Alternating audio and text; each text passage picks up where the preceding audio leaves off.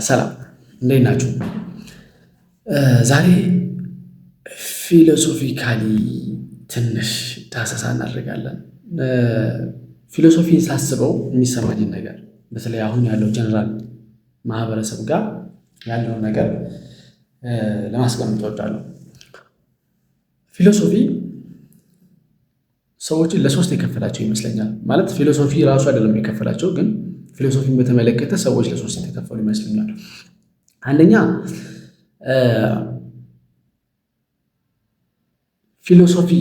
ፊሎሶፊካል የሆኑ ሰዎች አሉ።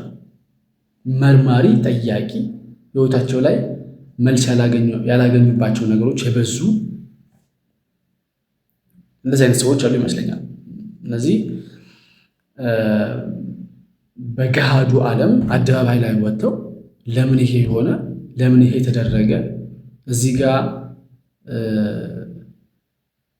መንገዱን እንጠራጥረዋለሁ፣ እዚህ ጋር እንደዚህ ነው ብለው አስተያየት የሚሰጡ ምሁራን ሊሆኑ ይችላሉ እነዚህ ፊሎሶፈሮቹ።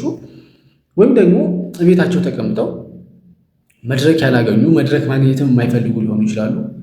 ግን ሀሳቡ ያላቸው፣ ምርምሩ ያላቸው ፊሎሶፊካል የምንላቸው ጥያቄዎች እነዛ ኤፒስቴሞሎጂካል፣ ሎጂካል ምናምን የምንላቸው ጥያቄዎች አሉ። አሁን ፊሎሶፊካል ኩዌስችንስ፣ ሜታፊዚካል የሚባሉ ኩዌስችኖች እነዛ አእምሯቸው ውስጥ የሚመላለሱ ነገር ግን አእምሯቸው ውስጥ የሚመላለሰውን ጥያቄ ኤፒስቴሞሎጂካል እንደሆነ የማያውቁ፣ ሎጂካል እንደሆነ የማያውቁ፣ ምን እንደሆነ የማያውቁ ግን አእምሯቸው ውስጥ የሚመላለስ እነዛም ለእኔ ፊሎሶፈሮች ስለሆኑ ጠያቂ። ስለዚህ ፊሎሶፊካሊ ሰዎች ለሶስት ይከፈላሉ። አንደኛ ጠያቂ የሆኑ እነዛ ፊሎሶፈር ስንላቸዋለን። ስለዚህ ጠያቂ፣ መርማሪ፣ እያንዳንዱ ነገር ውስጥ እየገቡ ጥያቄ የሚያስነሱ ማለት ነው። ያልተረጋጉ በህይወታቸው ውስጥ ገና መንገድ ላይ እንዳሉ የሚሰማቸው ብዙ መመለስ ያለባቸው ጥያቄዎች እንዳሉ የሚሰማቸው ሰዎች ማለት ነው። እነዚህ አንደኞቹ ክፍሎች ይመስሉኛል።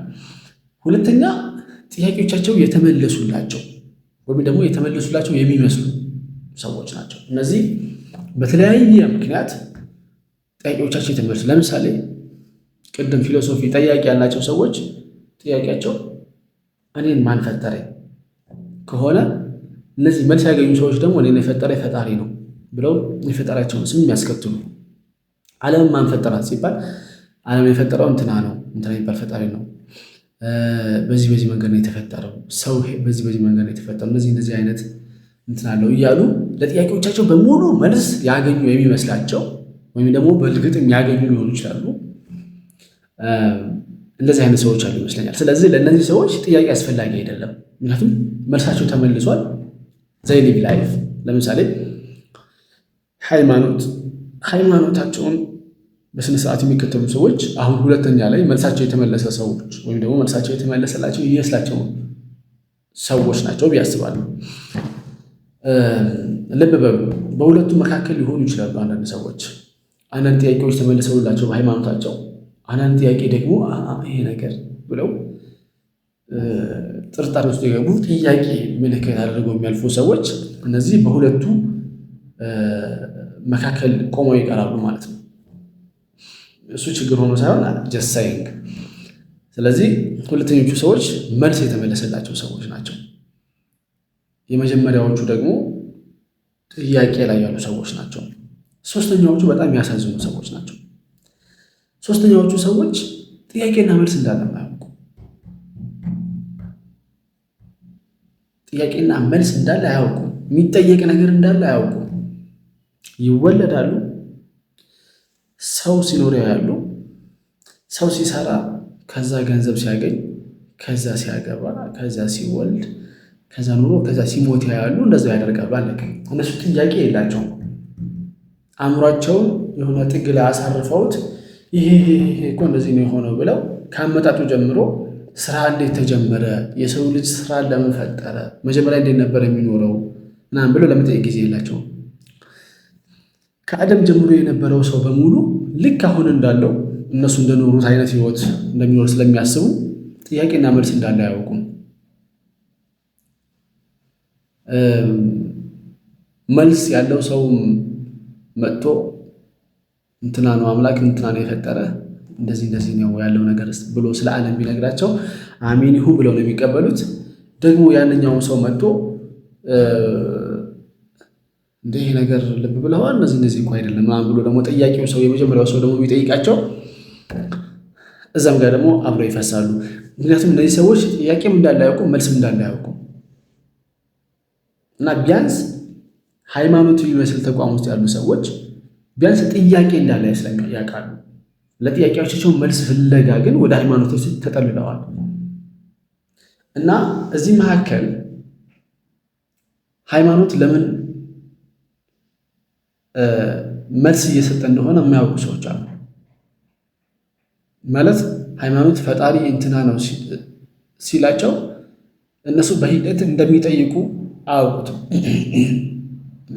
ሃይማኖት ፈጣሪ ኤክስ ነው ሲባል ኦኬ ኤክስ ነው ፈጣሪ የስ ምናምን ይላሉ እንጂ ለምሳሌ የሆነ ሰው ፈጣሪ እንትና ነው ሲባል እፎይ ማለት አለበት። ኦኬ አንተ በጣም ጥያቄ ሆነብኝ ነበር እሱ ነገር እንዴት እዚህ ምድር ላይ መጣው የሚለው ጥያቄ ሆነብኝ ነበር ቴንኪው ብሎ ያ ጥሩ ሃይማኖተኛ የሚሆን ይመስለኛል ጥያቄ የሚጠይቅ ሰው። አለበለዚያ ግን ፈጣሪ እንትና ነው ሲለው ኢዳ ነው ይመስለው። በቃ ለምንም ለሌላ ዘካና አስራት እንድትከፍል ካልሆነ በስተቀር ሌላ ሃይማኖት ሌላ ጥቅም ያለው አይመስለውም። ቢያንስ ጥያቄ ያለው ሰው ወርዚነስ ኦፍ ዘ ሪሊጅን የሚያውቅ ይመስለኛል። እና ብዙ ሰዎች ጠያቂ ሰዎች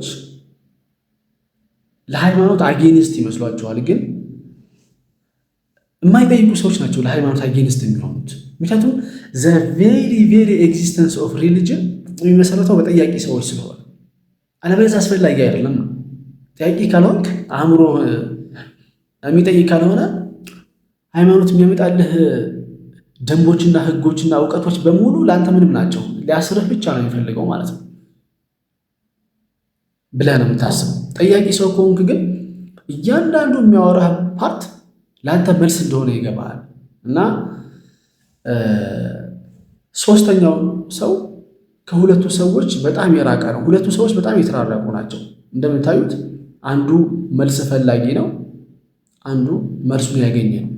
ይገናኛሉ። ሶስተኛው ሰው ግን መልስና ጥያቄ እንዳለ አያውቅም። አር ዩ ጋይስ ቢንግ ፔይድ እንዳለው ሰውዬ ማለት ነው። አንዷ አም ቢንግ ፔይድ $4 ብላ፣ ሌላዋ ደግሞ ሪሊ አም ቢንግ ፔይድ $1 ኦንሊ ስትል፣ ሌላው ሰው መጥቶ አር ዩ ጋይስ ኢቭን ቢንግ ፔይድ እንዳለው ሰው ይሄ ሶስተኛው ሰው ሪሊ የምን ጥያቄና መልስ ነው የምታወሩት የሚል አይነት ሰው ይመስለኛል። እና ዋና የቪዲዮ ሀሳቤ ከፊሎሶፊ ከራቁ ሰዎች የበለጠ የፊሎሶፊ ሰዎች የሃይማኖት ኢሴንስ ይገባቸዋል። ሪሊጂየስ ናቸው አይደሉም ሌላ ጥያቄ ነው። ግን ለሪሊጅን ያላቸው ቪሲኒቲ እነሱ የሚቀርብ ይመስለኛል ከማይጠይቅ ሰው የሚጠይቁ ሰዎች። ምክንያቱም አንድ ቀን ሪሊጅኑ ጋር የተግባቡ ጊዜ መልሳችን ተመልሷል ብለው ያሰቡ ጊዜ የሚገርም ሪሊጂየስ ሰው ነው መሆን የሚችሉት። ሶ ኢን ዚስ ሴንስ ፊሎሶፊ ሪሊጅን ነው የሚለው ጥያቄ ሌላ ጉዳይ ነው። ፊሎሶፊ ሪሊጅን ነው ወይ ስርዓት ነው ወይ ኦርደር ነው ወይ በዚህ መንገድ ሂድ የሚልህ ነው ወይ የሚለው ለጥያቄ ነው። ምክንያቱም ፊሎሶፊ ሪሊጅን ነው የሚሉ ሰዎች አሉ። በቃ ራሱን የቻለ እሱም ስርዓት ነው፣ በዚህ መንገድ ትሄዳለህ የሚሉ ሰዎች ስላሉ ማለት ነው። ያ በሌላ ርዕስ ግን ዋና መልከታው እዚህ ጋር ፊሎሶፊካል የሆኑ ሰዎች ፊሎሶፊካል ካልሆኑ በቃ ምንም ነገር ውስጥ ከማይገቡ ሰዎች ጥያቄና መልስ እንዳለ ዓለም ላይ ጥያቄና መልስ እንዳለ ከማያውቁ ሰዎች የበለጠ ለሃይማኖት ቅርብ ናቸው ብዬ አስባለሁ። ዛት ኢዝ ዘ ፖይንት ኦፍ ዲስ ቪዲዮ። ሀፋን